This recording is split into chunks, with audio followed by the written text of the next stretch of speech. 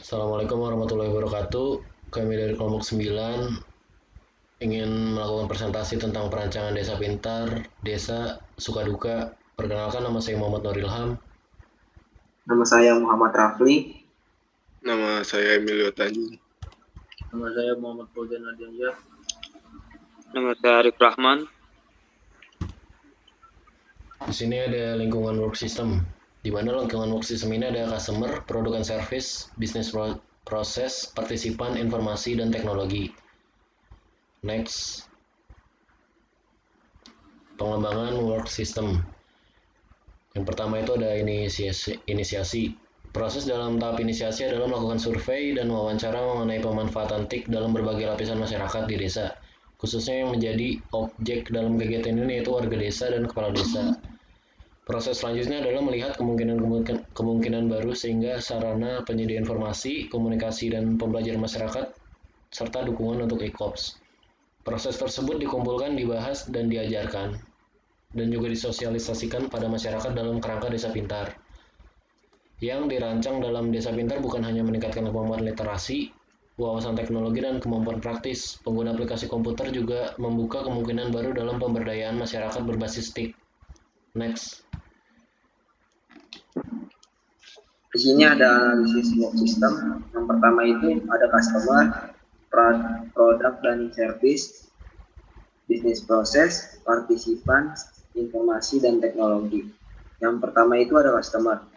Target dari perancangan desa pintar ini adalah pengepul panen, supaya makanan, dan perdagangan pasar.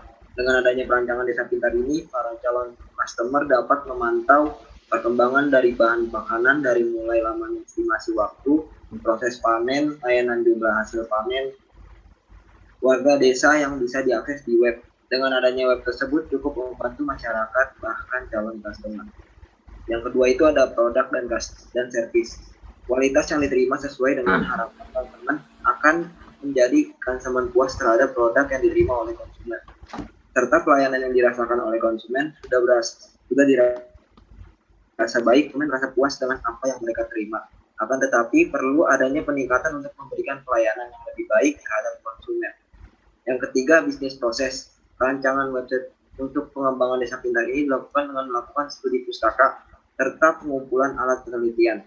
Ada 3 aktor yang berperan, yaitu operator, user atau pembeli, dan penjual.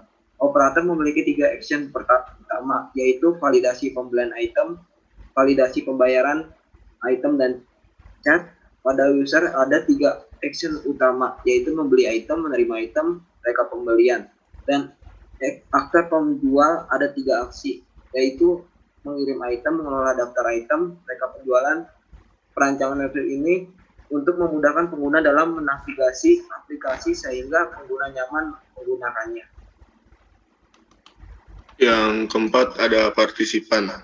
Ada 3 partisipan yang berperan yaitu operator, user atau pembeli, dan penjual. Partisipan lainnya dalam kegiatan pembangunan desa pintar ini adalah warga desa serta aparat desa sebagai pihak yang berkepentingan terhadap peningkatan kemampuan masyarakat dan penyedia tempat untuk desa pintar, serta menyediakan alat transportasi untuk melakukan pengiriman produk penjualan ke customer. Yang kelima ada informasi. Informasi yang dibutuhkan nantinya akan diberikan pada website. Ini merupakan informasi yang benar dan dapat dipertanggungjawabkan. Berikut ini informasi yang akan diberikan pada website Desa Pintar adalah membuat laporan transaksi pembelian customer terhadap warga desa, laporan pengeluaran jumlah barang yang sudah terjual ke customer. Yang keenam ada teknologi.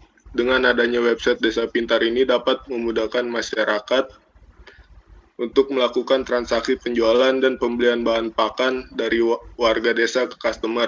Website Desa Pintar ini sudah cukup relevan dan mudah digunakan, dan tentunya website ini pun bisa diakses dimanapun dan kapanpun. Selanjutnya, definisi kebutuhan work system. Berdasarkan analisis di atas, dapat kami ketahui bahwa kebutuhan work system untuk mengembangkan sistem yang kami perlukan.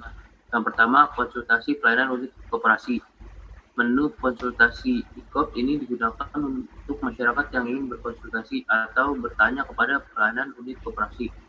Dengan menggunakan fitur live chat yang akan disediakan, maka memudahkan masyarakat desa untuk bertanya kepada pelayanan unit koperasi. Yang kedua, pemberian produk koperasi.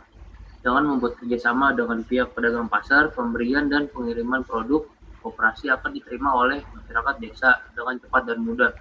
Sehingga masyarakat desa tidak perlu lagi pergi sendiri ke koperasi. Masyarakat desa hanya perlu menunggu di rumah dengan nyaman. Development. Kebutuhannya pertama ada pengenalan website pada masyarakat. Strategi bisnisnya konten marketing. Strategi IT mempromosikan penggunaan dari isi website kepada masyarakat, bisa juga media sosial. Yang kedua, komunikasi yang baik dan aktif. Strategi bisnisnya communication strategi. Yang strategi IT-nya menggunakan metode CRM agar menjaga loyalitasan pengguna website IKOP. Yang ketiga ada kualitas informasi dan layanan. Produk service strategi IT-nya menjalin kerjasama kepada pihak sponsor maupun perusahaan di bidang ini agar kinerja yang lebih optimal. Yang terakhir ada membuat kerjasama setiap unit koperasi dengan pedagang pasar. Strategi bisnisnya operation strategi. Strategi IT-nya dengan melakukan partnership dengan sebuah pedagang pasar akan mempermudah dan bisa terhubung secara baik. Implementation.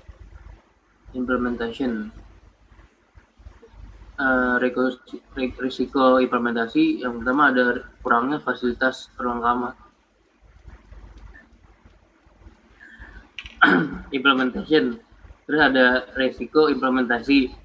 Yang pertama ada kurangnya fasilitas perlengkapan unit koperasi. Upayanya melakukan penambahan fasilitas dan partisipan pengguna desa dalam menjaga sistem IKOP ini.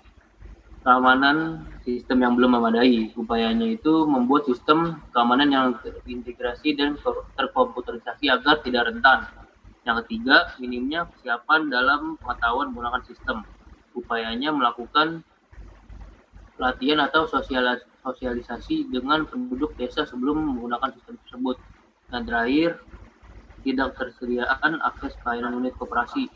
Upayanya memasarkan atau mengajak pihak perdagangan pasar untuk bekerjasama dalam membantu meningkatkan kualitas pelayanan unit koperasi.